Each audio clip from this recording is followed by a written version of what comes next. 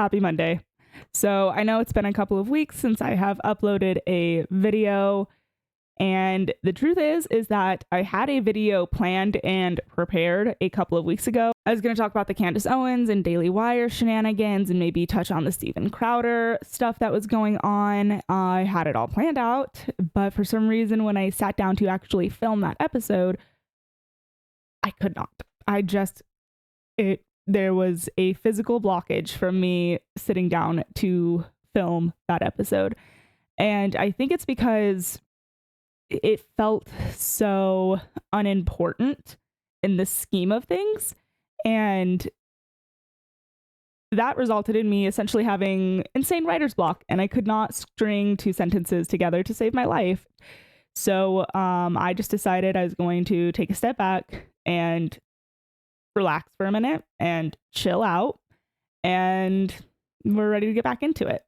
And I do want to say, I think that there are important conversations to be had in regards to what is going on with the Daily Wire and Candace Owens in regards to anti-Semitism, what it is, what it isn't. And I also think that there could be a case to be made for the behind the scenes life, if you will, of like conservative media or political media in general, like what we're seeing with the Steven Crowder situation.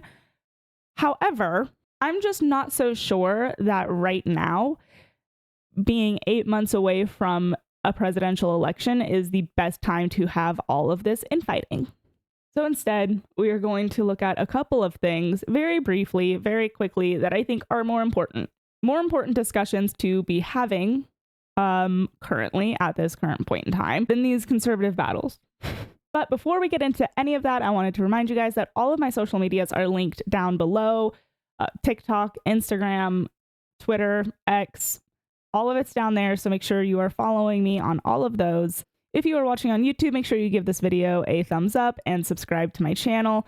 And if you are on Spotify, give the show a rating and a follow. I appreciate every single one of you. And with that, I'm your host, Noelle. This is Just Say No. Let's get into it.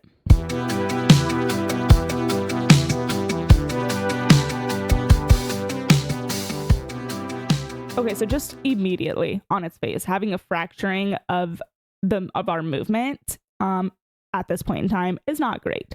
If we want to have a chance at all to win in November, a unified front would be probably ideal. Now, there is that facet, but arguably what's more important is the fact that those conversations are simply just distracting. I have seen Candace Owens trending on Twitter more times over the last couple of weeks than I've ever seen her trend. And she trends a lot. So this is really saying something. And it's not for... I don't want to say it's not for anything important because, as I said, I do think that there is a conversation to be had about these sorts of things. I just think that there are other things that are more important. An example of something that just, I don't know, might be more important is that at the same time that all of these stories are coming out, all of these little Twitter spats are happening, there was a study that was released. And this study observed children over the last 15 years, and it demonstrated that most of them grew out of their gender dysphoria. That's pretty damn important. So the study followed around 2,700 children. It started when they were around the age 11, and it followed them up until the age about 26. So this is the first expansive study of this kind to have ever been done, and I would hope that they are doing something similar for children who have transitioned, because there are no comprehensive studies on that front, but we're not going to get into that yet. So in this study, 11% of them reported wishing to be the opposite sex. And by the time they were adult, that number was just 4%. So that is a dramatic decrease. And a key aspect of this study is to help adolescents understand and to point out that it is completely normal to feel uncomfortable, to feel strange in your growing and developing body. That's not new. This is something that every teenager has experienced for the existence of humanity, and you will likely grow out of it. It's not a feeling that is going to last forever for the vast majority of people.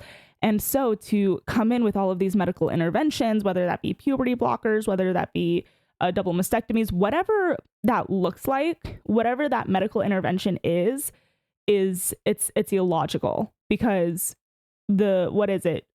Do no harm, first do no harm.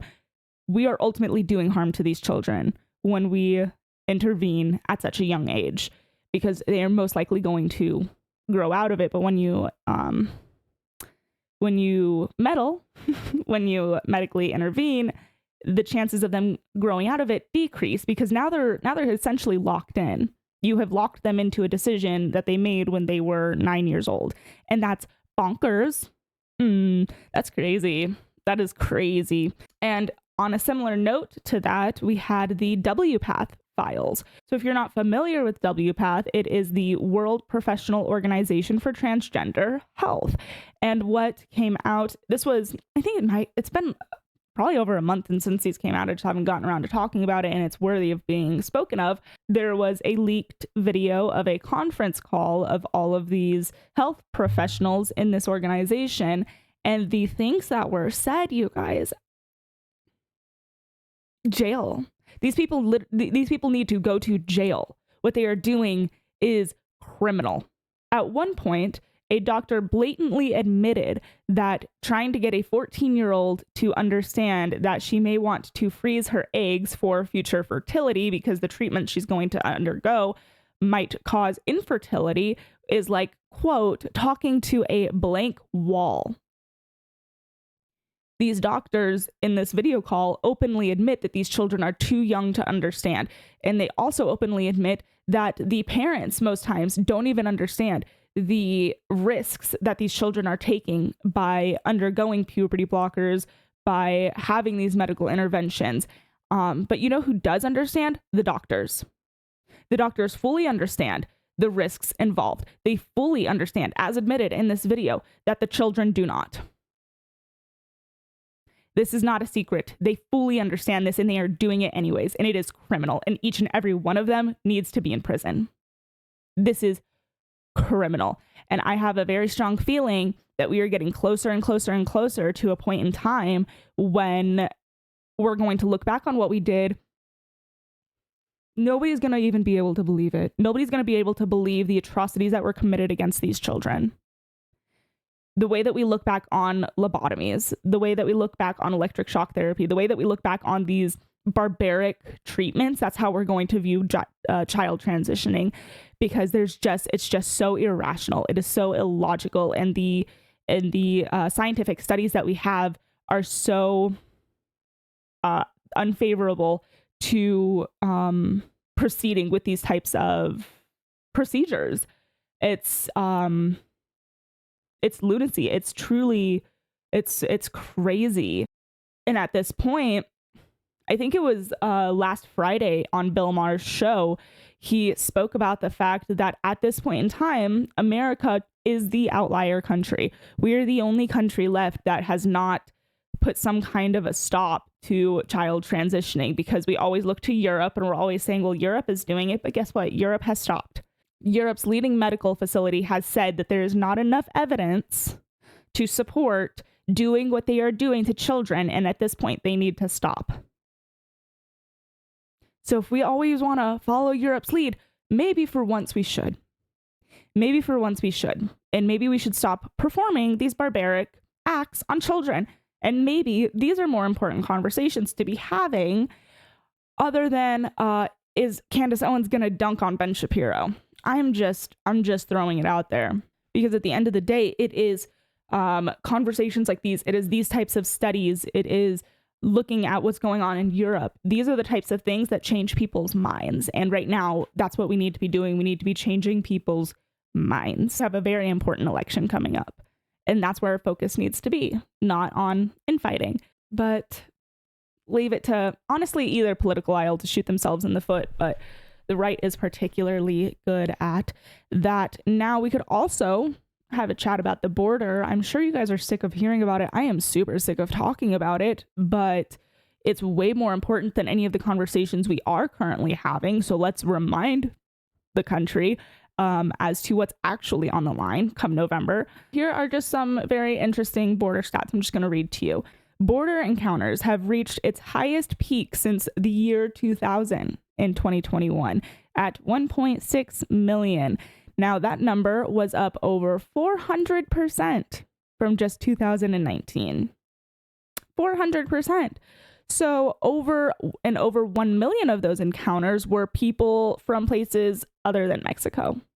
So Trump's stay in Mexico policy makes a lot of sense, doesn't it? Because if you're not fleeing from Mexico, if you're coming from, say, Guatemala, then stay in Mexico states, okay, you're not in Guatemala anymore. You're hypothetically safe. So stay in Mexico until we can process your asylum, until we can process your paperwork, until we can know who's coming into our country. I mean, this is not an insane request. It is not right-wing extremism. It's not racism. It's not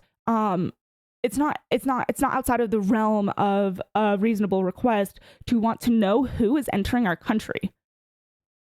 And if you think that that's unreasonable, check yourself. Check yourself, because who would you just let strangers waltz into your home? I doubt it. I doubt it. And if you say yes, you're lying. You're lying. You're not being truthful. Okay, so a million of them were from people other than Mexico. 1 million of them were single adults, which means that the vast majority of the people crossing the border are not, in fact, helpless families who just need our sympathy and help. They are grown adults who, sure, maybe just be looking for a better life, but they can wait for their paperwork to get processed so we can, and I repeat, know who is entering our country. We cannot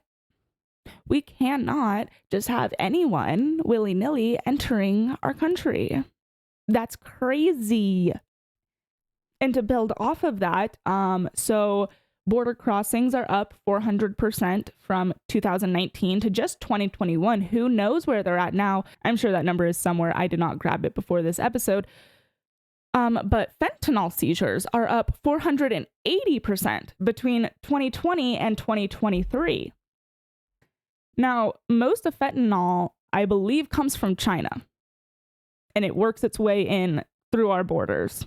It is not something that I'm aware of that is primarily made and produced in America. So if we're having a fentanyl crisis, and fentanyl seizures are up almost 500% over the last 3 years, maybe the border is a problem. Maybe the border is a problem. And frankly, I do not want to hear. I don't want to hear people talking about, oh, I'm so worried about the drug epidemic. I'm so worried about the opioid epidemic. And then simultaneously in the same breath say, well, it's racist to say that the border needs to be closed. No, the border's not the problem. Are you retarded? The answer is yes. The answer to that question is yes. So we've talked about the barbaric acts being performed on our children. We've discussed the border very briefly. And very, very, very briefly, I just want to look at the school system. Because the reality is that in 2022, only 30% of 8th graders were proficient in reading. 30%. Some statistics show far less than that. And depending on race, it is far less than that. Now, we don't even have, that statistic alone shows how dire the situation is in our education system. And so we're going to leave it there. We're just going to leave it there because, frankly, I didn't plan for this to be a long episode. This is probably going to be a very short episode. I just wanted to get this out of the way before we got into regularly scheduled programming again, because this whole situation has been so frustrating because there are so many more important things, because there are so many stories that are far more important than the things that are being discussed. This TMZ type of drama, for that to be the focus is insane. And my gauge for what is the focus is what is trending on X, because that is essentially the public square. That's where a lot of conversations are being had. And so when I see that things are trending and it's Candace Owens over and over again, and it's Steven Crowder, and it's the Daily Wire, these are important conversations. The things that are happening in those individual circumstances are important, but there are more important things that need to be focused on at this time. At this time, we have a presidential election coming in hot. It's coming in very quick, and there are more important things that need to be discussed. So let's focus on them and let's discuss them, and let's pray for our country. But that is all that I have for you guys today. Like I said, I just needed to get this short rant off of my chest, and we will be back to regularly scheduled programming next Monday. I hope you guys all have a wonderful rest of your week, and we will chat next week. Bye.